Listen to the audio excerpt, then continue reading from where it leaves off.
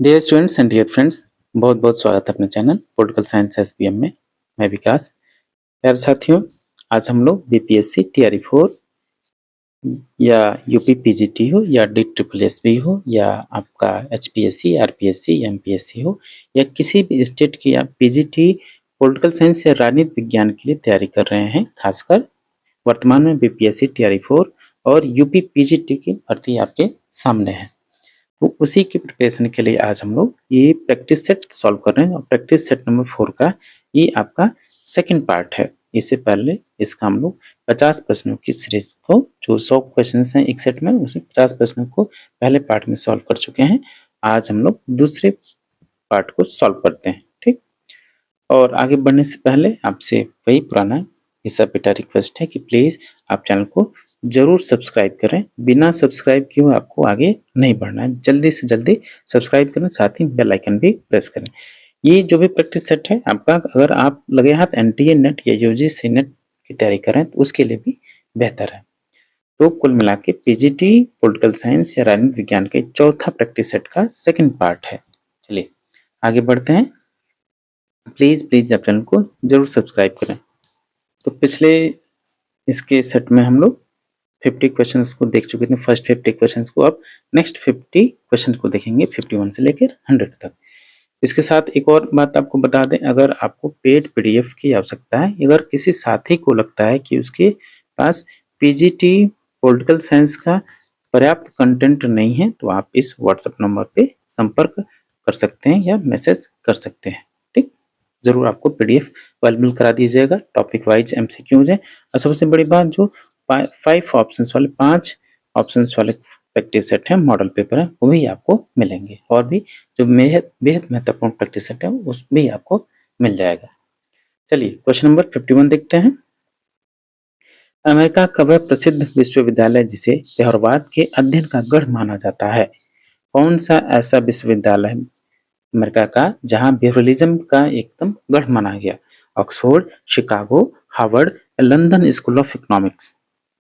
तो question number 51 का right answer होगा ऑप्शन नंबर बी, शिकागो। और इसी को देखिए, ये यूनिवर्सिटी इतना फेमस हो गया खासकर व्यवहारवाद के अध्ययन के लिए, इसी के लोग शिकागो स्कूल भी बोल देते हैं, शिकागो ट्रेडिशन भी बोल देते हैं।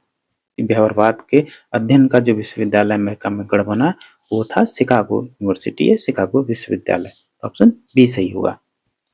क्वेश्चन नंबर 52 है, डेविड स्टन ने व्यवहारवाद की कितनी आधारशिलाओं का वर्णन किया है? ठीक, व्यवहारवाद की कितनी आधारशिलाएं हैं डेविड स्टन के अनुसार?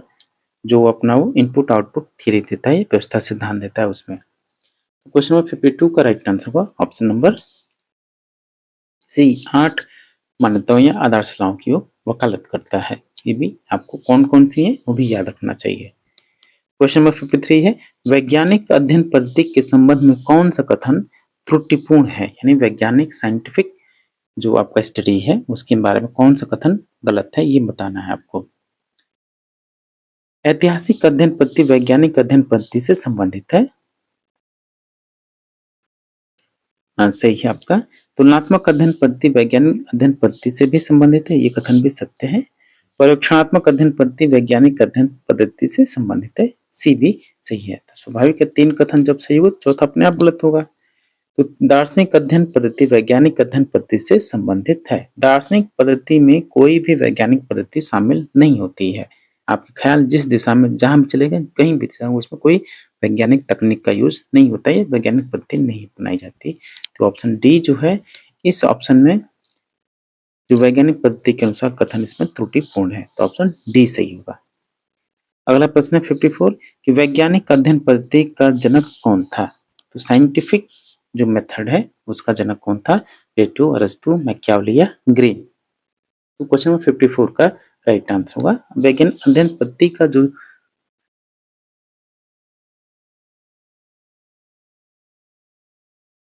जो जनक हुआ वो हुआ आपका राजनीति विज्ञान का जो पिता है, फादर ऑफ पॉलिटिकल साइंस, अरस्तु होगा। ऑप्शन सही इसलिए क्योंकि इसने अपने समय में 158 देशों के संविधानों का अध्ययन किया, वहीं से इसके अध्ययन में वैज्ञानिक पद्धति की शुरुआत के लक्षण विद्यमान प्रतीत होते हैं। क्वेश्चन नंबर 55 है, बहरवादी बल देते हैं, यानी बहरवादी किस पे सबसे ज्यादा फोकस करते हैं? अंतर अनुशासनात्मक दृष्टिकोण पर, या तुलनात्मक दृष्टिकोण पर, या व्यक्तिगत दृष्टिकोण पर, या संस्थागत दृष्टिकोण पर? तो क्वेश्चन नंबर 55 का राइट आंसर होगा, जितने भी बिहेवियरलिस्ट या बहरवादी विचारक हैं वो इंटरडिसिप्लिनरी अप्रोच पर ध्यान देते हैं या बल देते हैं, यानी अंतर अनुशासनात्मक अध्ययन पर बल देते हैं। तो ऑप्शन ए सही होगा। अगला प्रश्न है क्वेश्चन नंबर 56, लोक कल्याणकारी राज्य की धारणा का प्रथम प्रदर्शक विचारक है, यानी लोक कल्याणकारी राज्य की आधारशिला की शुरुआत किसने की? लोक कल्याणकारी राज्य का दर्शन सबसे पहले विचार किसने दिया? हॉब्स, रैमजेम्योर, लास्की या स्टालिन? तो क्वेश्चन नंबर 56 का राइट आंसर है option number C, Harold Joseph Laski. Question number next है 57, लोक कल्याणकारी राज्य की धारणा के विकास में किस देश का सर्वाधिक योगदान रहा, यानी कल्याणकारी राज्य के विकास में कौन सा देश अग्रणी रहा?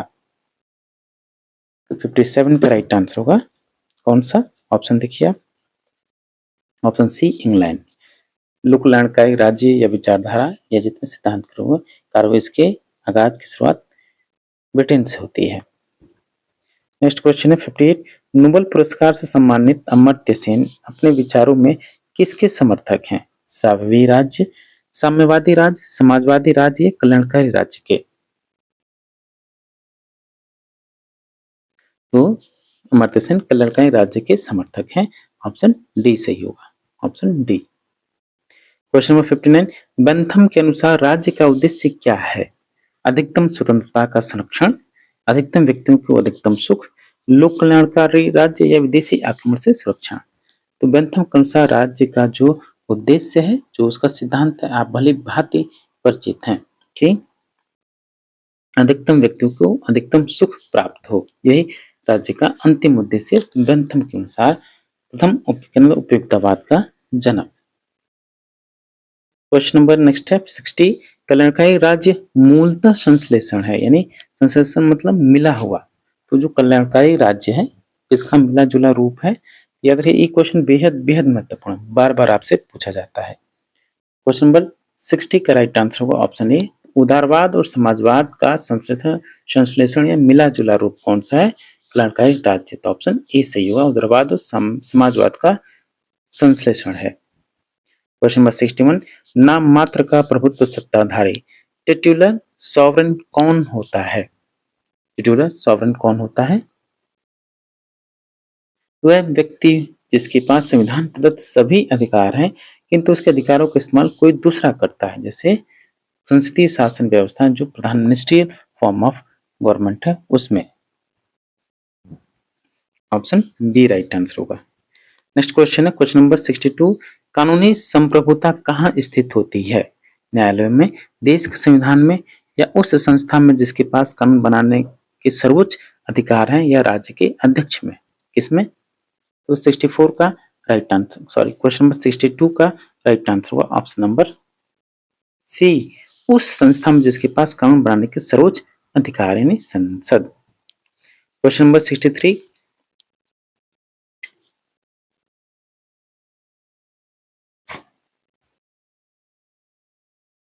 संप्रभुता का अंत करना राज्य को डैश बनाए रखना है, समाप्त करना है, निरंकुश करना है, या शक्तिशाली करना है? तो 63 का राइट आंसर ऑप्शन बी, संप्रभुता के अंत करने का मतलब यह हुआ कि राज्य को समाप्त करना है, ऑप्शन बी सही होगा। नेक्स्ट है क्वेश्चन नंबर 64, इस संप्रभुता की अनन्यता का क्या तात्पर्य या क्या अर्थ है? तो संप्रभुता के अनन्यता का अर्थ है कि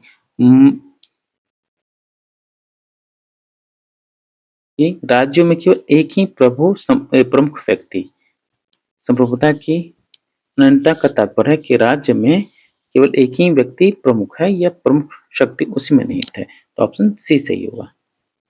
क्वेश्चन नंबर 65 है, एक व्यक्ति या ऐसी इकाई जिसके पास सैद्धांतिक दृष्टि से संपूर्ण शक्ति निहित हो उसे कहते हैं क्या? देखिए प्रश्न है वही है, सीधा साधा, बस घुमा दिया गया है, और फिर आप कंफ्यूज हो जाएंगे, ज्यादा दिमाग लगाएंगे गलत हो जाएगा। आसान सा प्रश्न है थोड़ा सा। सोच समझ के आंसर दीजिए। तो इसका राइट आंसर होगा औपचारिक व वास्तविक संप्रभु, ऑप्शन ए राइट आंसर होगा। क्वेश्चन नंबर 66 है, कौन सा संप्रभुता का आवश्यक लक्षण नहीं है? तो संप्रभुता का जो लक्षण है, एक तो उसमें स्थायित्व होना चाहिए, एकत्व और अद्वैतत्व तीन होना चाहिए, वो उत्तरदायित्व तो उसमें नहीं होता है। ऑप्शन डी राइट आंसर होगा। जान लें कि जो आपका जीन बोधा है ये संप्रभुता के सिद्धांत का जनक होगा, और साथ ही जो बाह्य संप्रभुता या अंतरराष्ट्रीय संप्रभुता या इंटरनेशनल सॉवरेंटी है उसका जो जनक है वो आपका कौन है? ह्यूगो क्रूसियस। नेक्स्ट है 67 कि डैश जब समाज का संगठन संघीय है तो सत्ता की व्यवस्था भी संघीय होनी चाहिए। यह कथन किस विचारक है? कोट मुझे लगता है कि 20वीं बार से ज्यादा मैं आपको बता चुका हूं। आप बताइए इसका आंसर। तो लास्ट की कहना है कि क्योंकि समाज की सत्ता क्या है? एक संघीय बटा हुआ, इसलिए राज्य की भी सत्ता क्या होनी चाहिए? संघीय के स्थान पर राज्य की व्यवस्था भी क्या बहुलवादी होनी चाहिए, एक जगह केंद्रित नहीं होनी चाहिए। ये लास्की का कोट है। 68 है, बहुलवादियों के संदर्भ में कौन सा कथन सही नहीं है? कौन सा प्रश्न पूछा? कौन सा कथन सही नहीं है? इसलिए देखिए क्वेश्चन को पूरा पढ़ने की आदत डालिए, ध्यान से पढ़ने की आदत डालिए। ये भी एक अच्छे विद्यार्थी की पहचान होती है, ताकि आप औरों से बेहतर कर सकें और उससे कम गलती करने में आपकी संभावना थोड़ी सी कम हो जाती है। इस वजह से आप उनसे कई कोसों आगे हो जाते हैं। देखिए जो भी सिलेक्शन होता है कोई या जिसका नहीं होता है, जिसका सिलेक्शन नहीं होता, पढ़ने वाले से मतलब खराब नहीं था, यानी पढ़ने वाले जिसका सिलेक्शन हो गया उनसे भी बेहतर पढ़ता था, लेकिन वही क्या कमी रहेगी? तकनीकी की।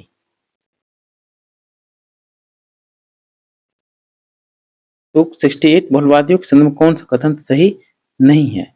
तो बहुलवादी जितने भी विचारक हैं उनका कहना है कि बहुलवादी विभिन्न समुदायों की समान सत्ता में विश्वास नहीं करते हैं। ऑप्शन ए राइट आंसर होगा। यानी ये जो समाज का सत्ता है किसी एक जगह निश्चित न होकर एक जगह केंद्रीकृत या सेंट्रलाइज न होकर उसमें क्या होना चाहिए? बांट देना चाहिए। संघात्मक व्यवस्था तो आप सभी राज्यों को अपनी शक्तियां बांट दीजिए। यही है बहुलवादियों का दृष्टिकोण, खासकर जैसे आपके कौन हुए? लास्की। 69 संप्रभुता किसी निर्दिष्ट श्रेष्ठ मानव में निवास नहीं कर सकती, एक किसका कथन है? जीएस मिल, हेनरी मैन, रूसो या जीडीएच कोल का? तो 69 का राइट आंसर होगा ऑप्शन नंबर बी। ये कथन है आपका सर हेनरी मैन का, जो कि ऐतिहासिकवादी सिद्धांत के जनक हुए। Option B Henry Maine. Question number 70 कौन सा कारण बहुलवाद के उदय से संबंधित नहीं है? बहुलवाद के उदय से संबंधित कौन सा कारक नहीं है? तो ये आपका संयुक्त राष्ट्र संघ की स्थापना इसके नहीं बल्कि सेकेंड वर्ल्ड वार की उपज है ये। ठीक, ऑप्शन ए राइट आंसर होगा। नेक्स्ट है 71 राजनीतिक अधिकार है क्या? तो राजनीतिक अधिकार जो है आपका वो है आपका एक तो मत देने का अधिकार, वोटिंग राइट, और साथ ही अलग एक तो आपका निर्वाचित होने का अधिकार, मत देने का अधिकार, निर्वाचित होने का अधिकार और सार्वजनिक पद ग्रहण करने का अधिकार। ये सब क्या है? आपके राजनीतिक अधिकार है। तो ऑप्शन डी सही होगा, उपरोक्त सभी सही है। अगला प्रश्न है प्राकृतिक अधिकारों के सिद्धांत को मान्यता किसने दी? प्राकृतिक अधिकारों के सिद्धांत की जो मान्यता है सबसे पहले इसकी वकालत करने वाला कौन हुआ? ये हुए आपके जॉन लॉक। ठीक, प्राकृतिक अधिकारों के सिद्धांतों को मान्यता सबसे पहले जॉन लॉक को दिया, जॉन लॉक ने दिया। 73 देखिए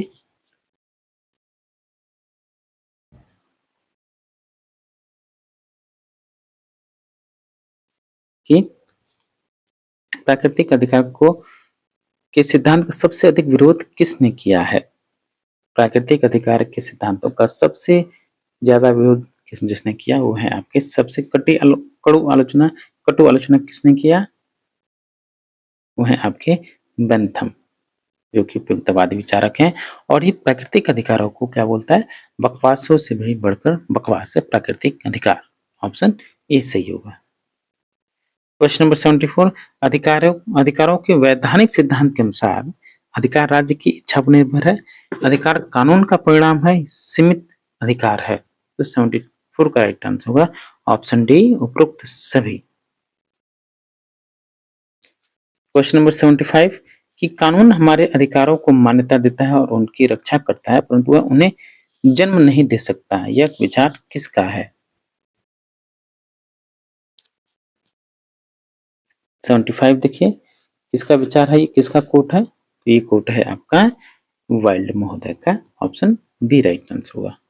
अगला प्रश्न है, लोकतंत्र का आंदोलन शांति का आंदोलन रहा है, यह विचार किसके हैं? लोकतंत्र का आंदोलन शांति का आंदोलन रहा है, ये विचार किसके हैं? तो 76 का राइट आंसर होगा ऑप्शन बी, बर्क के, ऑप्शन बी बर्क के। नेक्स्ट क्वेश्चन है क्वेश्चन नंबर 77, लोकतंत्र दुष्टों का कुलीन तंत्र या दुष्टों का कब्रगाह है, यह कथन किसकी है? जनता की यह कटु आलोचना, जनतंत्र की यानी लोकतंत्र की कटु आलोचना किसने की? तो यह आलोचना करने वाले हैं टैलीरैंड महोदय कि लोकतंत्र दुष्टों का कुलीन तंत्र है। नेक्स्ट है कि 78, प्रजातंत्र मृत्यु की ओर ले जाता है, प्रजातंत्र की यह कठोर आलोचना किसने की है? प्रजातंत्र मृत्यु की ओर ले जाता है, ये जो कोट है आपका बतौर आलोचना के रूप में किसने किया है? ये किया है आपका लुडोविसी ने, ऑप्शन बी सही होगा। नेक्स्ट है 70, लोकतंत्र निर्धनतम, अनभिज्ञतम और अयोग्यतम लोगों की सरकार है, लोकतंत्र की यह कट्टर आलोचक कौन है? लेकी, लुडोविसी, टैलीरैंड या कार्लाइल महोदय? तो 79 का राइट आंसर होगा ऑप्शन ए, लेकी। ठीक, इससे पहले वाला जो आपका क्वेश्चन था इससे संबंधित था। नेक्स्ट क्वेश्चन है क्वेश्चन नंबर 80, प्राचीन समय में लोकतंत्र को किसने मूर्खों की सरकार की संज्ञा दी या किसने कहा था? सुकरात, प्लेटो, होमर या अल्पियन? तो इसका तो आपको पता ही होगा, तो प्लेटो महोदय थे, ऑप्शन बी सही होगा। क्वेश्चन नंबर 81, ये कुछ ऐसे उदारवादी चिंतक हुए हैं जो सामाजिक न्याय तथा सामाजिक समानता के सिद्धांत का समर्थन करते हुए राज्य से यह अपेक्षा करते हैं कि वह इनकी प्राप्ति के लिए व्यक्ति की स्वतंत्रता पर न्याय संगत प्रतिबंध लगाए। इस दृष्टि से उल्लेखनीय नाम कौन कौन से हैं, ये आपको बताना है। यानी कौन सामाजिक न्याय तथा सामाजिक समानता के सिद्धांत के समर्थक हैं या विचारक हैं, कौन कौन से हैं आप देखिए। पहला है Karl Marx, Lenin, L T. Hobhouse या हर्बर्ट स्पेंसर। तो 81 का राइट आंसर होगा एल.टी. Hobhouse, option C. प्रारंभिक उदारवाद ने राज्य को कौन सा क्षेत्र प्रदान किया, या राज्य को कौन सा सिद्धांत या अधिकार प्रदान करने के पक्ष में था?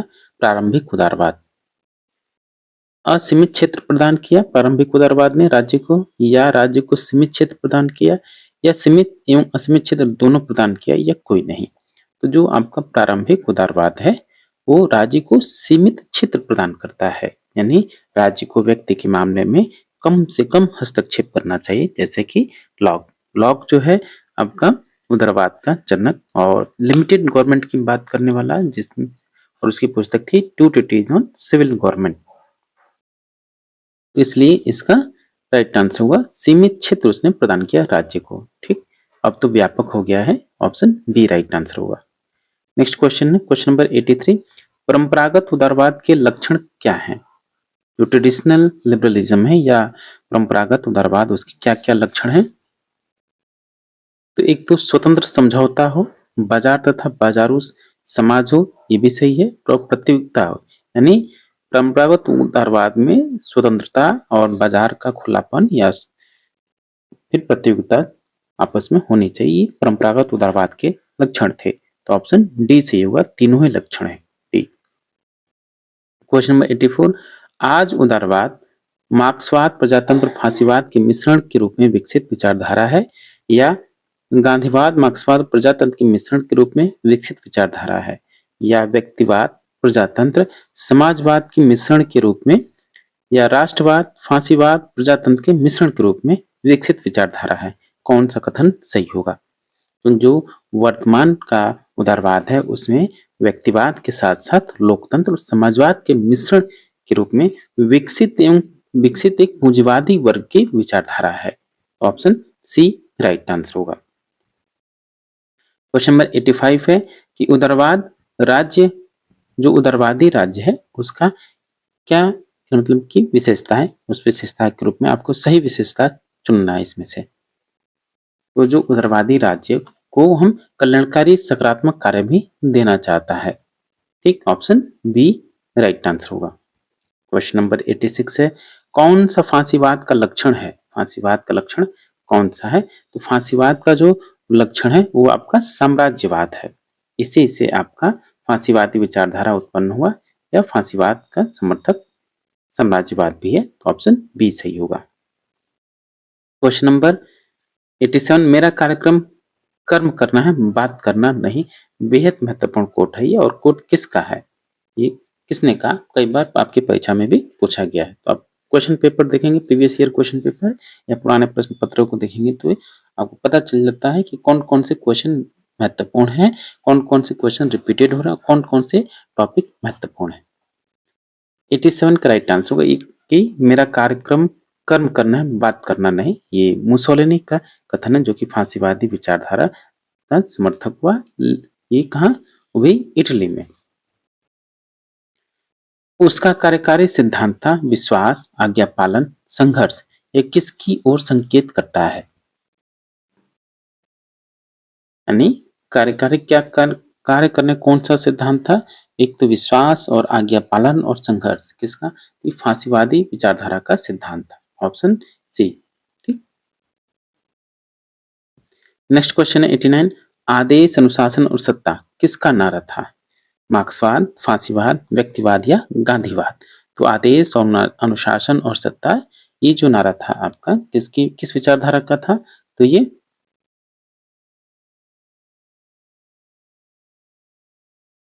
आदेश हो और अनुशासन हो और ये सत्ता, ये बातें फांसीवादी विचारधारा का नारा था। ऑप्शन बी सही होगा। क्वेश्चन नंबर 90 है फांसीवाद के आधार स्तंभ क्या है, यानी उसकी प्रमुख विशेषता कौन कौन सी है? देखिए, आप ऑप्शन देखिए। प्यारे साथियों, आपसे गुजारिश है, रिक्वेस्ट है कि प्लीज आप चैनल को जरूर जरूर सब्सक्राइब करें। ठीक, इसके माध्यम से हम लोग पीजीटी पॉलिटिकल साइंस की तैयारी कर रहे हैं और खासकर टीआरई 1 और टीआरई 2 में सैकड़ों लोग सेलेक्ट हुए और टीआरई 3 में भी आशा है कि बेहतर स्थिति में हम लोग अन्य चैनल से बेहतर स्थिति में होंगे। भले ही हम लोगों का चैनल थोड़ा छोटा है और देखिए इस चैनल के माध्यम से आपको सही बातें, कोई बिजनेस नहीं कर रहे हैं, आपको सही बातें सही ट्रैक दिखाना है और खासकर उन साथियों के लिए, उन छात्रों के लिए जो मतलब कि एक कोचिंग हब से बहुत कोसों दूर है, उनकी चमक धमक से बहुत कोसों दूर है, उनके लिए है ताकि उनको भी प्रॉपर गाइडेंस, प्रॉपर कंटेंट मिल सके ताकि वो भी प्रतियोगिता की मुख्य धारा में समान रूप से आ सकें, ताकि उनको भी लाभ हो, उन लोगों के लिए है। तो इसके लिए जरूरी है कि हम आपका सहयोग करें, तो आप भी हमारा सहयोग करें। तो चैनल को जितना आप सब्सक्रिप्शन के लिए सब्सक्राइबर्स बढ़ाएंगे और प्रचार प्रसार कराएंगे तो उतना ही हम लोगों को भी लाभ होगा, कॉन्फिडेंस बढ़ेगा ताकि हम लोग और आपके लिए बेहतर करने का प्रयास, निरंतर प्रयास करते रहें। चलिए, फांसीवाद के आधार स्तंभ क्या है? तो फांसीवाद के आधार स्तंभ है सामाजिक डार्विनवाद, तर्क बुद्धि विरोध और परंपरावाद। इसलिए डी सही होगा उपयुक्त तीनों। क्वेश्चन नंबर 91 है मार्क्स के चिंतन के 3 स्रोत कौन कौन से हैं? कार्ल मार्क्स जो है साम्यवादी और पूरे राजनीतिक सिद्धांत में एक नई क्रांति लाने का और खासकर सामाजिक राजनीतिक सिद्धांत के तहत उसकी विचारधाराओं को क्रांतिक रूप किसने दिया? लेनिन, बाद में खासकर लेनिन। ठीक, तो ये एक ऐसा विचारधारा उत्पन्न हुआ जिसे पूरी दुनिया मतलब कि हिल गई और उसी के आधार पर आगे पूरी दुनिया भी 2 गुटों में बट गई। विश्व युद्ध भी उसी का कारण हम कह सकते हैं। चलिए 91 तो मार्क्स के चिंतन के 3 प्रमुख स्रोत क्या हैं? एक जर्मन दर्शन, ब्रिटिश अर्थशास्त्र और फ्रांसीसी समाजवाद। तो सी राइट आंसर होगा। क्वेश्चन नंबर 92 है, विज्ञान का कोई सीधा और सपाट राजमार्ग नहीं है और उसकी प्रकाशमान चोटियों तक वे ही पहुंच सकते हैं जो उसके खड़े रास्तों की थका देने वाली चढ़ाई से नहीं डरते। यह वक्तव्य किसका है? मार्क्स, लेनिन, एंजल्स या माओ? तो ये वक्तव्य है आपका कार्ल मार्क्स का। ऑप्शन ए राइट आंसर होगा। क्वेश्चन नंबर 93, 10 दिनों की इस भेंट में सभी सैद्धांतिक क्षेत्रों में हमने एक दूसरे के विचारों से पूर्ण सहमति पाई और तब से हमारा संयुक्त कार्य प्रारंभ हुआ। किससे मिलने के बाद एंजल्स ने उक्त वक्तव्य दिया? हीगल, रूधो, लेनिन या कार्ल मार्क्स? 93 का राइट आंसर होगा option D Karl Marx. Karl Marx की जो सिद्धांत जो विचारधारा थी, लेकिन कार्ल मार्क्स बहुत गरीब थे और एंजल्स ने उनको बहुत सपोर्ट किया। उनकी जो अधिकतर जो उनके विचारों को प्रकाशित करने का श्रेय जो दिया गया, विश्व के सामने जो लाने का श्रेय है वो एंजल्स को ही है और उसको व्यवहार में लाने का श्रेय लेनिन को है, ये भी याद रखना है। क्वेश्चन नंबर 94 कि मार्क्स अपने प्रारंभिक दिनों में किससे प्रभावित हुए? तो मार्क्स अपने प्रारंभिक दिनों में प्रभावित किससे हुए? तो हुए फायरबाख से वो प्रभावित था, Karl Marx. Option C right answer होगा।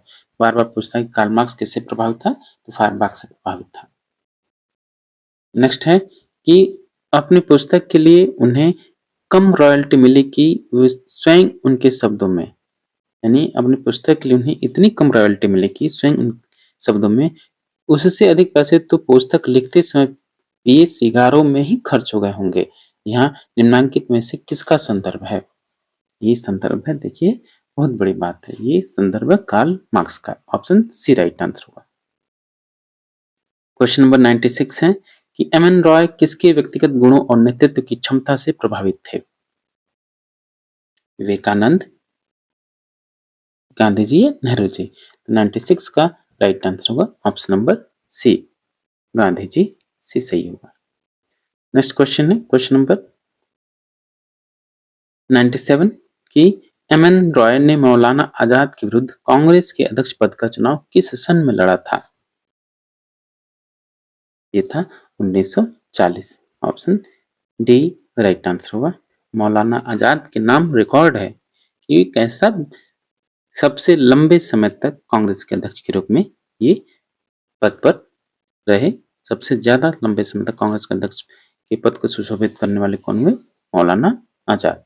ऑप्शन डी राइट आंसर होगा। यार साथियों, मैं आपसे एक बात बता दूं, अगर आप पीजीटी पॉलिटिकल साइंस की तैयारी कर रहे हैं, यानी राजनीति विज्ञान की तैयारी कर रहे हैं, खासकर जिसको आप सिविक्स भी बोलते हैं, उसकी तैयारी कर रहे हैं पीजीटी 11th-12th की, तो आपके लिए बेहद जरूरी है कि एक तो आपके हर स्टेट, प्रत्येक जितने स्टेट के प्रीवियस ईयर क्वेश्चन मिल जाए पीजीटी के, तो उसको जरूर सॉल्व कीजिए। असिस्टेंट प्रोफेसर का क्वेश्चन पेपर मिले उसको सॉल्व करिए और नेट के भी आप सॉल्व कर सकते हैं, जो ज़्यादा टफ जो उसमें क्वेश्चन रिपीट होते हैं वन लाइनर या जो आसान आसान भाषा में जो है उसको, उससे भी आपको लाभ मिलता है। लेकिन पीजीटी क्वेश्चन पेपर को आप जरूर सॉल्व करें। मैं सबसे कहा शुरू से और लेकर अब तक मैं कहता चाह रहा हूँ, प्रीवियस ईयर क्वेश्चन को आप सॉल्व कीजिए। कहीं कोचिंग लेने की जरूरत नहीं है आपको, कहीं कोचिंग, बस आप थोड़ा सा ईमानदारी के साथ मेहनत करेंगे और आपको ये पता चला कि कौन कौन से टॉपिक से कौन कौन से क्वेश्चन पूछे जा रहे हैं, तो आप जरूर क्वालिफाई कर लेंगे। ठीक, चलिए 98, मनुष्य ही अपनी तर्क बुद्धि से समाज और नैतिकता के स्वरूप को निर्धारित करता है, ये कथन किसका है? ये कथन जो है बेहद महत्वपूर्ण होने के साथ साथ और अपने आप में भी महत्वपूर्ण है। जो इसके विचारक हैं या जो इसके वक्तव्य दिया गया जिसके द्वारा, वो भी बेहद महत्वपूर्ण है। तो ये है M N Roy. Option B right answer होगा। एम एन रॉय से भी 2-4 प्रश्न पूछे जाते हैं, 1-2 प्रश्न तो बेहद महत्वपूर्ण है, एक तो उनके पुस्तकें और उनके द्वारा दिया गया सिद्धांत। क्वेश्चन नंबर 99 कि एम एन रॉय ने अपनी आरंभिक कृति इंडिया इन ट्रांजिशन कब प्रकाशित की? इंडिया इन ट्रांजिशन कब इनकी पुस्तक प्रकाशित हुई? इंडिया इन ट्रांजिशन 1930, 1922 या 1917 या 1935? तो इंडिया इन ट्रांजिशन जो पुस्तक एम एन रॉय की वो प्रकाशित हुई है 1917 में। ऑप्शन सी राइट आंसर होगा। नेक्स्ट क्वेश्चन है क्वेश्चन नंबर 100। आधुनिक युग में विज्ञान की उन्नति ने मनुष्य को किससे भयमुक्त कर दिया है? भूत प्रेत हो, अंधविश्वास हो, ए बी दोनों, इनमें से कोई नहीं। तो इसका right answer option B, option C A और बी दोनों को। ठीक, तो डियर स्टूडेंट्स ये था आपका पीजीटी पॉलिटिकल साइंस के लिए प्रैक्टिस सेट नंबर 4 का सेकंड पार्ट। इसका जो पार्ट 1 है ऑलरेडी अपलोडेड है, आप चाहे तो उसको देख सकते हैं, प्लेलिस्ट में है या उसका लिंक डिस्क्रिप्शन में भी मिल जाएगा। और साथ ही जो आपका टेलीग्राम चैनल है उसका भी लिंक आपको बायो में दे दिया जाएगा, आप वहां से टेलीग्राम चैनल को भी ज्वाइन कर सकते हैं।